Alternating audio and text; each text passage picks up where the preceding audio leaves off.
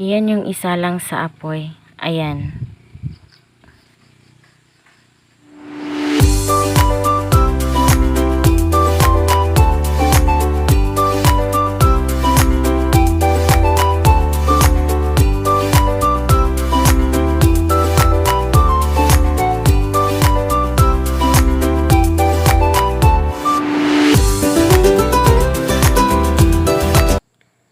Hello beautiful people, this is Aisel. Welcome to my channel.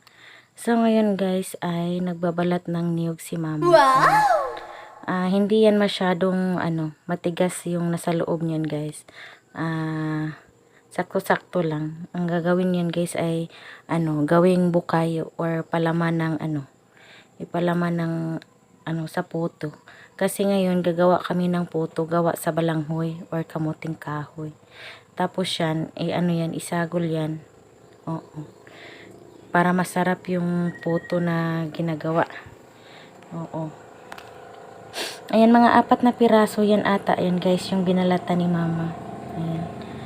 Para nandito ngayon kami sa bahay nila mama kasi wala kaming gagawin. Ayan. Wala kaming dito sa bahay namin kaya pumupunta kami sa ila mama. Ayan.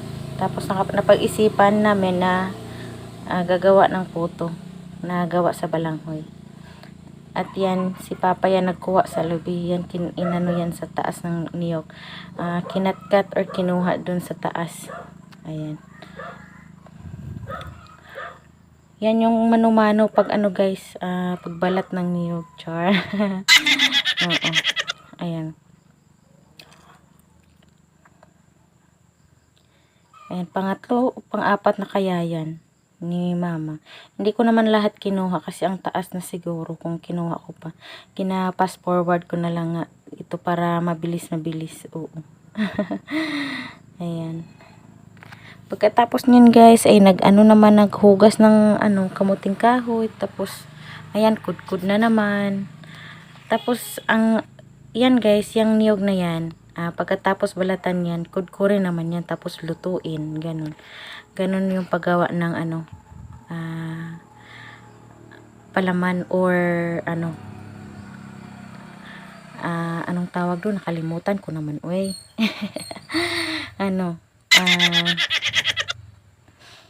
Mayon, nakalimutan ko naman.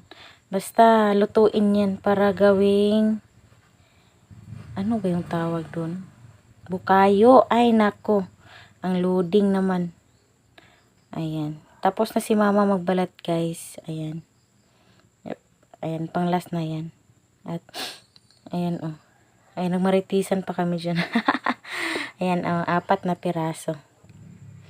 Pagkatapos nyan guys, biniak yan, hinati yan. Tapos ayan, nagkudkud. Pagkatapos kudkurin yan, ayan, ang lang yan, hindi yan matigas pag kudkud. Kaya mabilis lang yan natapos. Pagkatapos magkudkud, ayan, niluluto na yan. Ayan, niluluto na para gawing ayan, nilagyan ng kalamay. Ayan. Tapos imikos-mekos lang hanggat maluto na siya. Ayan, mikos-mekos. Matagal din yan maluto guys. Pero sarap yung puto na balanghoy na lagyan dyan ng bukayo. Oo, bukayo pala. Ayan. Additional kalamay. Or sugar or kalamay. Ay, kalamay lang naman yung tawag sa Tagalog, diba? Ay, nako. Ano ba yung mga sinasabi ko? Parang hindi naman ako sure, charot. Ayan. Nag-brown-brown na yan. Pagkatapos niyan, isit aside lang muna yan. Kasi, na naman, yung balanghoy or kalumpang na naman yung asikasuhin. Ayan. Matamis yan guys, sobra. Ay, nako, pero masarap yan. Makikita nyo pagkatapos yan maluto yan, sobra na, maliit na lang yan. Kaya marami yan. Pagkatapos yan, pag maluto na yan, konti na lang yan. Ayan. Ito yung luto na, Ayan. Yan yung ilagay sa tuktok ng puto na ginagawa namin. Wow! Luto na yan, luto na. Tama siya, pwede na yan kainin, pero hindi dapat ubusin. Kasi gagamitin pa yan. Oo, ayan. Yan yung bukayo. Oo na. Ginamikos-mikos, palaging ginamikos-mikos, mikos-mikos, ganon. Kung mukha pa yan na ginamikos-mikos, naku, hindi na yan forma. Ayan. So, pagkatapos magluto, ayan, tapos na yan, isit aside lang muna yan. O, nilagay yan sa, lagayan sa lagayan. Tapos, dito naman tayo sa balanghoy. Ayan. Ayan, yan yung kudkurin namin, or balatan yan. Yan, binalatan ni mama. Fresh yan from the farm. Marami kasing balanghoy si mama na tanim or kamuting kahoy, kaya ayun kung anong gusto mo nagagawin. Hay nako, talaga makagawa ka talaga. Ayan, binalatan yan, yung binalatan niya puti color sa balanghoy. Dalawang klase yung balanghoy, may puti at saka may yellow. Pero para sa akin gusto ko yung puti kasi smooth sa bibig kainin compare sa yellow. Ayan. Pagkatapos niyan, pagbalbalat, ayan, hugasan na naman yan. Maraming trabaho pag ganito Hindi lang mabilisan na trabaho, matagal. Pero masarap. Ayan, hinugasan na. Tapos na kasi magbalat. Ayan, hinugasan na. Pagkatapos niyan, kudkud na naman. Ay, nako. Ayan. Wala kasi kaming magawa pag kami pumupunta dun sa ilang mama. Marami talaga kaming maisip na kung ano-ano.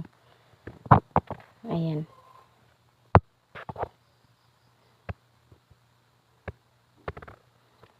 Hugas ng hugas.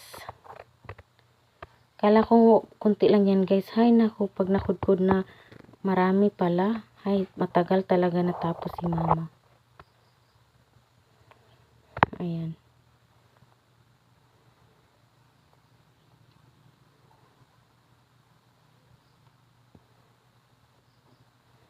Ayan, pagkatapos niyan guys ay magkudkod na naman. Hindi ako masyado nakatulong diyan guys kasi may bata kasi. Sigaw yung bata ko. Ay nako, kaya si mama yung nagtatrabaho diyan.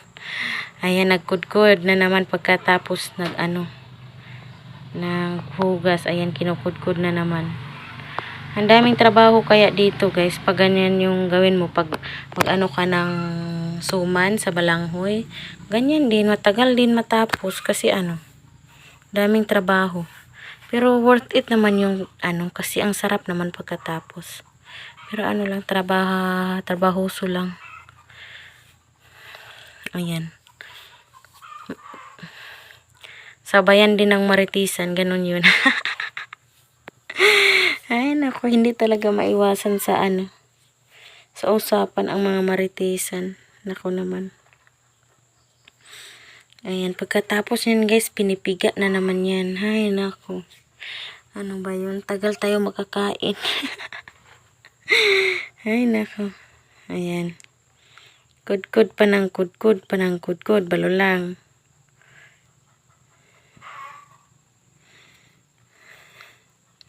Pero masarap yan guys. Dito kasi sa bukid or dito sa probinsya, pag marami ka lang tanim, hindi ka talaga magugutom. Kasi may maaani ka. Pwede ka magtanim ng kamote. O yan, kamuting kahoy. Pwede ka magtanim ng lutya. Lahat-lahat basta may ka lang, may may itatanim ka lang. May aanihin ka talaga. Kaya gaya nito, kung gusto mo kumakain yan, makakain ka yan. Kung anong gusto mo, pwede mo yan na direct magluto ka direct, okay lang din. Tapos, parisa ng bagoong ba, tuyo ba, masarap yan, sobrang sarap. Kaya, ay nako. Kaya dito sa bukid, pag wala kang pagkain, wala kang kanin, dyan, marami dyan. Tapos, marami din mga prutas or mga gulay. Basta masipag ka lang. Marami ka talagang maaanihin. Basta hindi ka lang dito sa bukid. Hindi ka lang tamad-tamad dito sa bukid. Madami ka ring aanihin. Ayan. Pagkatapos niyan guys, ay si mama ay nag-set up na ng kung paano siya lulutuin. Kung paano, ayan. Nag-set up yan kung paano yan lulutuin yan. Yung gamit niya ay ang kolon. Kolon yung tawag dito sa amin. Kasi tapos na patapos sa pagpiga sa sa balanghoy. Ayan. Ganyan yan lutuin niya. Hindi naman siya nagamit ng steamer. Kasi pwede naman niya lutuin sa steamer. Pero sa kanya gusto niya yan. Kasi masarap niyan. Pag ganyan dyan ayan. Sinalang niya na sa apoy. Yung ayan. Ganyan yan pagluto. Oo, sinalang na niya sa apoy. Tapos ayan. Piga-pigain yan. Ayan, ganyan. Gawing powder yan kasi wala na yung tubig. Kasi napiga na yan. Ayan. Yun lang. Pagkatapos magpiga dyan, ayan. Siguro nilagyan ng kalaway. Excuse me. Nilagyan ata niya ng kalamay ni mama pagkatapos niyan. Ayan ginagawang powder. Kasi powder na yan ginaan na yan. Ginang dabok-dabok man na niya. Ayan. Pagkatapos niyan guys na mikos-mikusin na naman. Ay. Ayan, lahat yan dapat lahat pantay. Walang bilog-bilog na naiwan. Yung mga bilog-bilog dyan ay dapat yan. Pasagin yan. Ganyan. Ayan.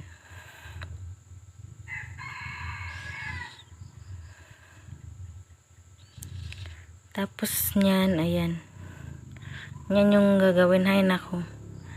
Basta ang dyan. Sobrang matagal matapos tsaka kamakain. Ayan. Nilagyan din ng asukal or kalamay. Tapos mikos-mikos, ganun.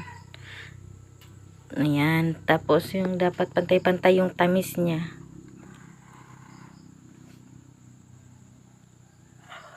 Tapos niyan, ilalagay yan sa lata or yung hulmahan. Ilalagay yan yung hulmahan. Tapos lagyan na ng bukayo. Tapos isa lang na naman sa pinabukal na tubig or pinakuloang tubig. Ayan. Ayan. Pagkatapos niyan guys, yan na yung result. Ayan. Ilagay yan sa lata. Ayan. Lata yon. Lata yan. Tapos ayan yung bukayo natin na niluluto kanina. Tapos ayan. Yan yung i-combine. Ilagay yan sa lata. Tapos lagyan ng bukayo. Tapos yan yung resulta. Tapos isa lang. Ayan. Diyan. Pagka isa lang. Ganon. Sinalang sa pinakuloang tubig. Ayan. Ayan Pagkatapos niyan, ayan, pag naluto na yan, ito na yung resulta. Sobrang sarap. Dito, nam-nam talaga. Ayan. Yan yung resulta guys sa luto ng puto gamit sa balanghoy. Parisa ng nakape, ang sarap talaga. Ayan. Ayan. Puto na balanghoy. Puto gawa sa balanghoy or kamuting kahoy. Ayan. Sobrang sarap niyan guys. Kasi yung toppings niya, toppings talaga masarap din. Tapos yung puto masarap din, matamis din. Kaya ito yung resulta. Parami mong kakain dito. Ayan. Sarap. Ayan. Tapos ano yan guys, yung isa kabuok dyan, yung isang piraso dyan, pag nakain mo na, ay nako, mabubusog ka na talaga kasi ang laki niyan. Oo. Ayan, marami kaming nagawa dyan guys. Marami. So, ayun lang guys, ayun lang yung video ko. Thank you for watching. Bye bye.